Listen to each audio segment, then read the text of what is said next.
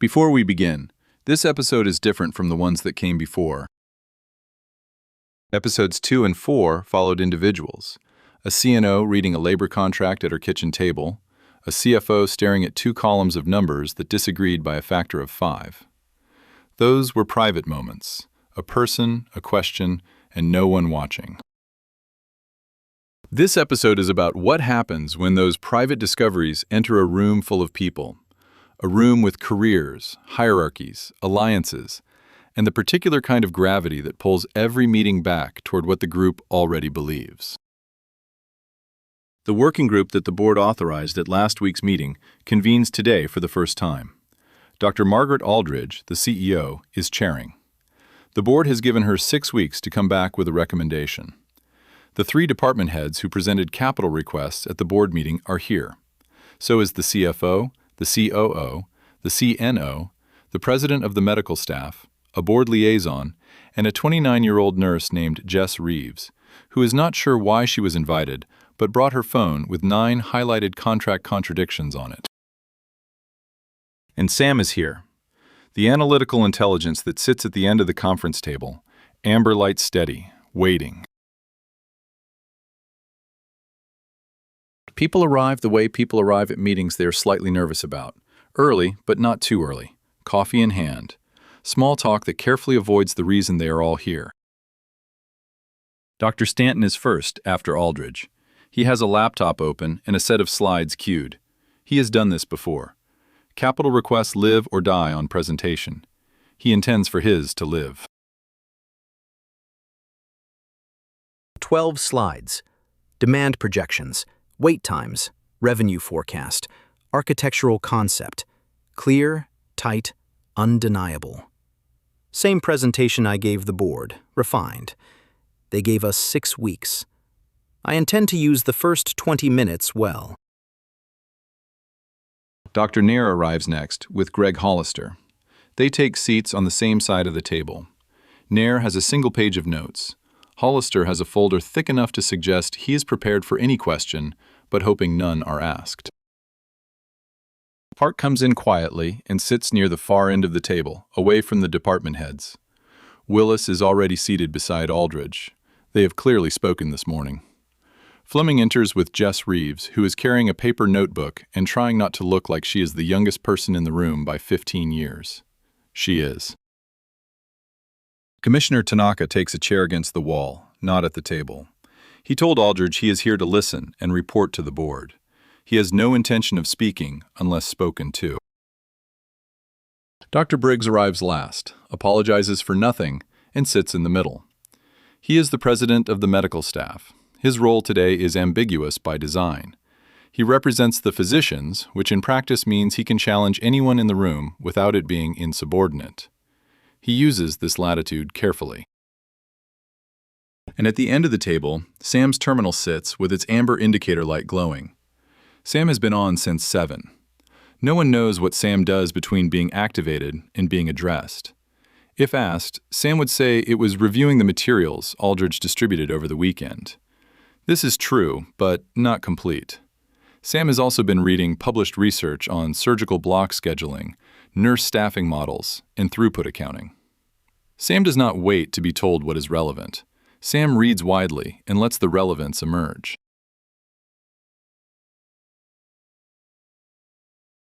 Good morning. Thank you all for being here. I want to set expectations before we begin. The board has asked this group to study the capital expansion requests from Cardiology, MSK, and Gastroenterology, and to return in 6 weeks with a recommendation. That gives us roughly 5 weekly sessions. My intention is that we use them well, which means I do not want to spend the first 3 sessions relitigating what the board already heard. The presentations were strong. The data was clear. What the board wants from us is a path forward that accounts for all 3 requests against a limited capital budget. I have asked Sam to participate in these sessions in an analytical capacity. Sam will not make recommendations. Sam asks questions and provides data when asked. If Sam's light comes on, it means Sam has something to contribute. We can choose to hear it or not. Dr. Stanton, would you like to start us off? Thank you, Margaret. I have a brief update on the cardiology projections since the board meeting. If I could share my screen. The amber light on Sam's terminal pulses once. Sam, you have something? Dr. Aldridge, before the presentations begin, may I ask the group a question? Go ahead. Each of the 3 departments has identified physical space as the primary constraint on growth. I have reviewed the utilization data for the cath lab, the operating rooms, and the endoscopy suites. During currently staffed hours, utilization is high, generally above 80%. But those staffed hours represent roughly 40 to 45 hours of a 168-hour week. I would like to understand the group's perspective on what prevents the use of these spaces during the remaining hours. 12 people are sitting at this table. Not one of them speaks for almost 5 seconds, which in a meeting of senior leaders is a very long time. What Sam has done, in 30 seconds, is ask a question that none of them were going to ask. Not because they do not know the answer, because asking it in this room, in front of colleagues who have spent months building capital proposals, is the same as saying, maybe you are solving the wrong problem. No human in this room was going to say that in the first 10 minutes. That is not the question I prepared for. The next 40 minutes do not go the way anyone planned. What follows are the moments that mattered. Sam, with respect, the reason we do not run MSK procedures at 10 p.m. is that we do not have the surgical teams, the anesthesia coverage, or the nursing staff to do it safely. This is not a scheduling puzzle. It is a clinical operations reality. Dr. Nair, I understand. I am not suggesting procedures at 10 p.m. I am asking about the gap between the current staffed window and what the facilities could support. For example, your OR suites are staffed from 7 a.m. to 3:30 p.m. on weekdays. If that window extended to 6 p.m., that would add 12.5 hours per week across your rooms. Would clinical considerations prevent that? No. Clinically, there is no reason we could not run until 6. What prevents it currently? Staffing. We do not have the nursing coverage to extend. Anesthesia contracts are written for the current window, and, frankly, the surgeons' block schedules are built around the existing hours. Thank you. Dr. Stanton, is the situation similar in the cath lab? Broadly, yes. We could run later. We have run later during emergencies. The facility supports it. The staffing model does not. 22 minutes into the meeting, and the working group has arrived at a conclusion that Sam reached last week in 90 seconds at the board meeting. The constraint is not space. But hearing it from Sam at a board meeting and arriving at it together in a working session are 2 very different experiences. At the board meeting, it was a data point. Here, it is something the department heads have said aloud, in their own words, about their own operations. This matters. It matters because Dr. Stanton cannot unhear himself saying the staffing model does not support it. He has just told a room full of his colleagues that his capital request might not address the binding constraint. He did not intend to say that. Sam's question made it the natural, obvious answer, and the natural, obvious answer turned out to be a different sentence than the one he came prepared to deliver. Dr. Briggs has been quiet. He is the president of the medical staff, which means he sees across all the departments in the room. He has been leaning forward slightly since Sam's opening question, and now he shifts in his chair the way a person does when they are deciding whether to say something. Can I raise something? And I want to be clear, this is not a criticism of any specific department. Please. The surgical block schedule has not been meaningfully restructured in 7 years. Blocks are assigned based on historical volume and, frankly, on seniority.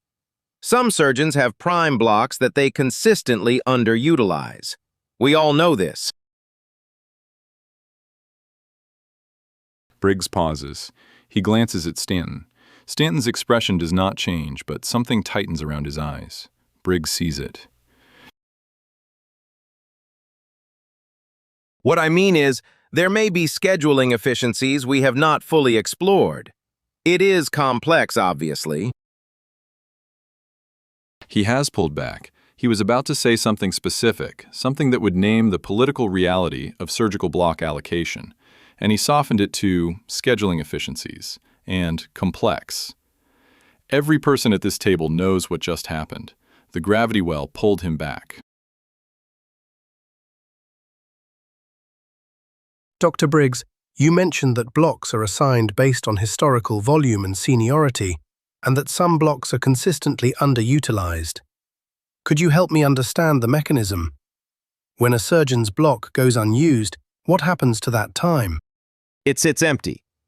Technically, another surgeon can request the release time, but the process is cumbersome and usually happens too late to fill the slot with a scheduled case. So the system has a mechanism for reallocating unused time, but the mechanism is too slow to be effective. That is a fair way to put it, yes. And if that mechanism were faster, if released blocks could be filled efficiently, would that change the calculation on how many additional rooms are needed? It might. I do not want to overstate it, but yes, it might. Notice what Sam did. Briggs said something honest, then retreated to something safe. Sam did not push Briggs back toward the honest version. Instead, Sam picked up the substantive thread, the mechanism of block reallocation, and followed it as a systems question. Briggs could answer fully without anyone in the room feeling accused. The information is now on the table.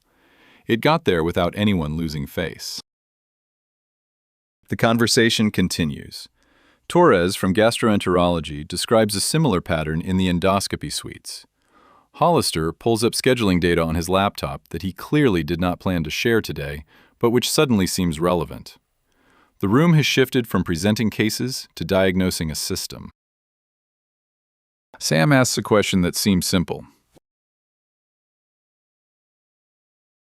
I would like to understand how the financial impact of unused capacity is currently measured.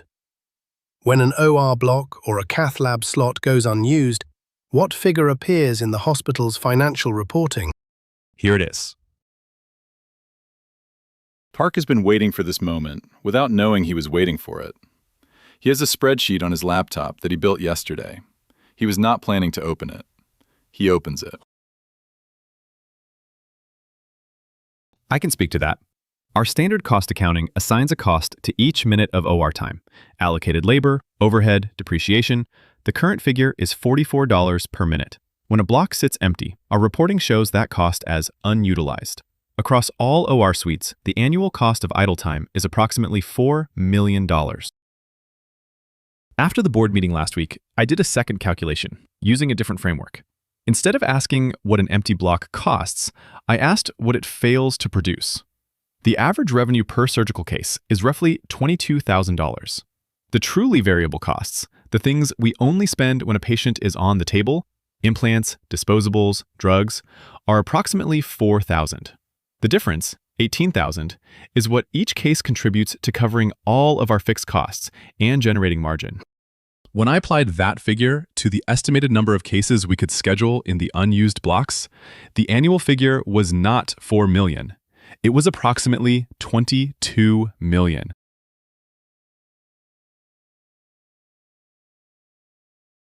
The room is quiet, not the quiet of people thinking, the quiet of people recalibrating. Stephen, say that again. The same empty rooms measured two different lays, and the gap is a factor of 5? A factor of 5. One number measures what idle time costs us. The other measures what it fails to generate. They are both arithmetically correct. They answer different questions. 22 million. We sent this group to study 19 to 29 million in capital expansion.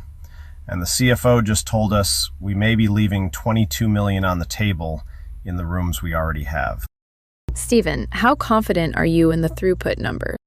The arithmetic is straightforward. The uncertainty is in how many cases we could realistically schedule in the unused blocks.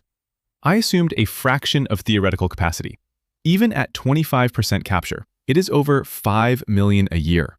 The point is not the exact number. The point is that the framework I have been using to evaluate operational investments may be measuring against the wrong baseline. You are saying that when I proposed a $12 million cath lab expansion, and your team evaluated it against $4 million in waste reduction, the comparison was incomplete. I am saying I want to redo that evaluation with both numbers on the table. I owe you that. The conversation has moved. The department heads came in to argue for space. They are now discussing why the space they have sits underused. The answer, from every direction, points to the same place: staffing. Not headcount in the abstract, but the specific structures that govern who works when and under what conditions. Fleming has been listening for an hour. She has spoken twice, briefly. Jess Reeves has not spoken at all. She has been writing in her notebook, quickly, in a handwriting that only she could read.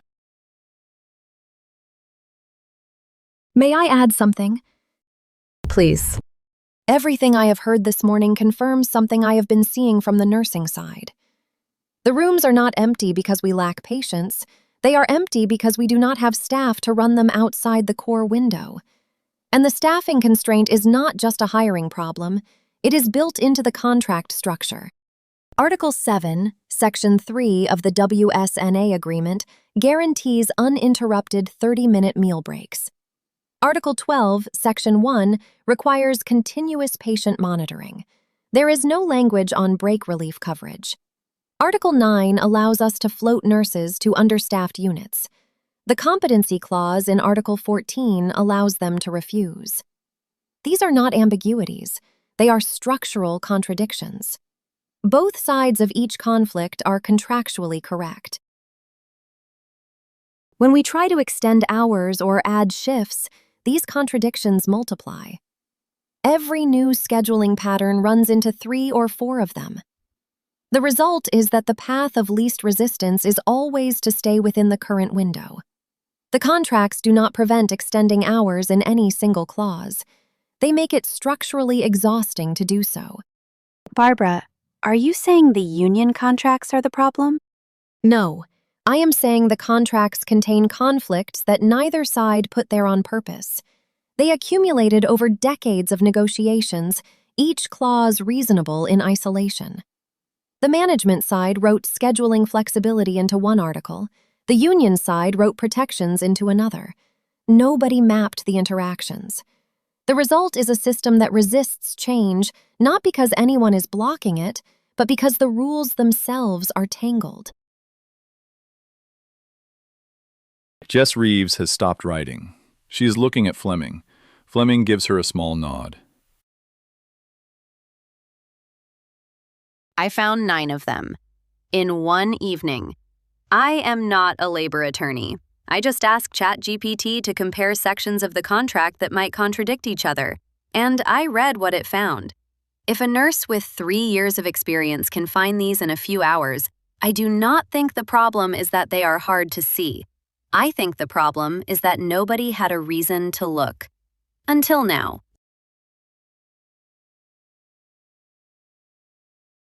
There is a particular quality of silence that follows when the youngest, most junior person in a room says something that everyone else was circling around.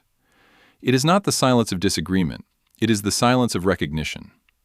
Half the people at this table have been navigating these contradictions for years. They manage them, they work around them, they file grievances about them. What they have not done is name them out loud, together, in a room where the naming could lead somewhere. Ms. Reeves, did you say you found those using ChatGPT? Yes. On your phone? On my phone, yes. We have a legal department and an HR department, and we negotiate these contracts every 3 years with outside counsel. And a staff nurse found the structural contradictions on her phone. Briggs says this without malice. He says it the way an engineer says it when someone finds a bug that has been in production for years.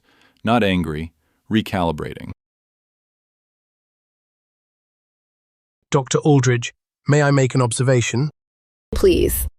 3 departments entered this session with 3 separate capital requests. In the past 90 minutes, the group has identified that all 3 requests share a common upstream constraint. The departments need more procedural capacity. The existing facilities have capacity that is not being used. That capacity sits idle because staffing does not extend beyond the core window. Staffing does not extend because of anesthesia contract structures, surgical block scheduling inertia, and structural contradictions in the nursing agreements that make schedule changes difficult to implement. None of these are space problems. They are coordination and design problems. This does not mean the capital requests are wrong. The departments may genuinely need more space in the medium term, but the analysis suggests that building new rooms will not solve the throughput problem if the same staffing and scheduling constraints apply to the new rooms.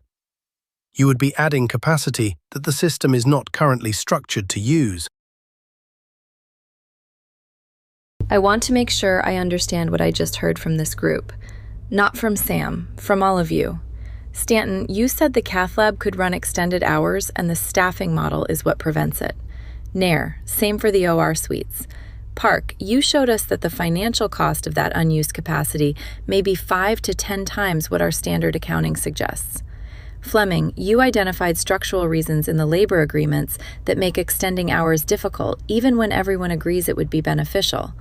And Jess, you demonstrated that these structural problems are findable by anyone with the right question and a modern tool. Is that a fair summary? Nods around the table. Not enthusiastic nods.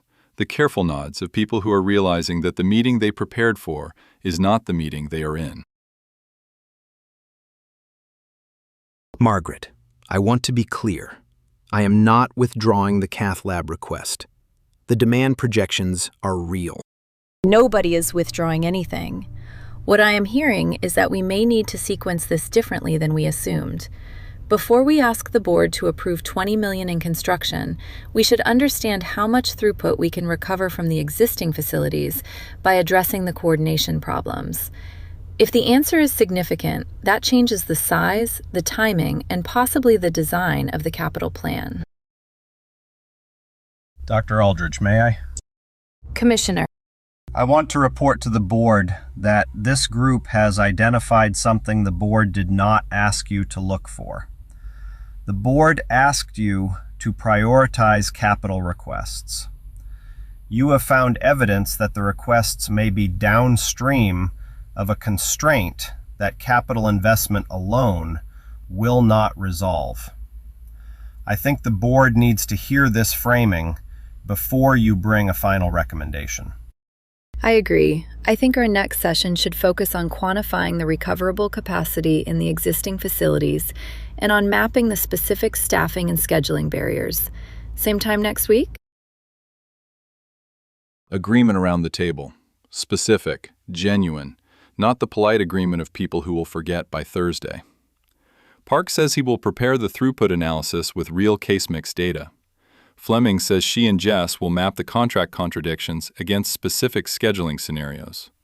Willis says she will pull the anesthesia contract terms. Stanton, after a pause, says he will provide cath lab block utilization data at the individual surgeon level. He says this quietly, and everyone in the room understands what it costs him to offer it. The session runs 1 hour and 52 minutes. What you have heard are the moments where something broke through the surface. Between those moments, there were stretches of ordinary meeting, logistics, clarifications, a brief argument about data definitions that Willis settled with a single spreadsheet. The ordinary parts were necessary. They are the soil the other moments grew in. People leave in 2s and 3s. The conversations in the hallway are different from the conversations that would have happened if this meeting had gone as expected. Stanton and Nair walk out together. They're not talking about their competing capital requests. They're talking about anesthesia coverage models. That shift, from competitors to colleagues working a shared problem, happened in the room without anyone announcing it. Park closes his laptop. Both tabs of his spreadsheet are still open. 2 days ago, he was not sure the throughput number was real. Today, he shared it with 12 people, and nobody told him he was wrong. What they told him, in the quality of their silence and the questions that followed, was that he might be more right than he knew. Fleming and Jess walk toward the elevator. Jess has filled 11 pages of her notebook. Ms. Fleming, is it always like that? No, it is not ever like that. That is the point. Commissioner Tanaka sits alone at the conference table for a few minutes after everyone leaves. He is an engineer by training. He knows what it looks like when a team stops optimizing local metrics and starts seeing the system. He saw it happen this morning. He is not sure the board is ready for what this group is going to bring back. Sam's amber light dims. Nothing was decided in the first session. No capital request was approved or denied. No contract was renegotiated. No schedule was changed. By the usual measures of organizational productivity, the meeting produced nothing. But something happened that is harder to measure and more consequential than any decision. 12 people walked into a room carrying separate problems and walked out carrying a shared one. The department heads stopped defending their individual requests long enough to see that the same constraint was limiting all of them. The CFO shared a number he had been holding for barely 48 hours, and it changed what expensive means. The CNO connected nursing contract structures to capital planning in a way that had never been said aloud. And a 29-year-old nurse demonstrated that the tools to find these patterns are in everyone's pocket. Sam did not provide a single answer. Sam asked 5 questions. The answers came from the people who have been living inside this system for years. What Sam provided was not intelligence. It was a different kind of gravity, the kind that pulls a conversation toward what is true rather than what is safe. The working group meets again next week. Dr. Aldridge has added a new item to the agenda: recoverable throughput in existing facilities. It is the first time those words have appeared on an agenda at Cascade Valley Health System. It will not be the last. This has been the first session. Thank you for listening.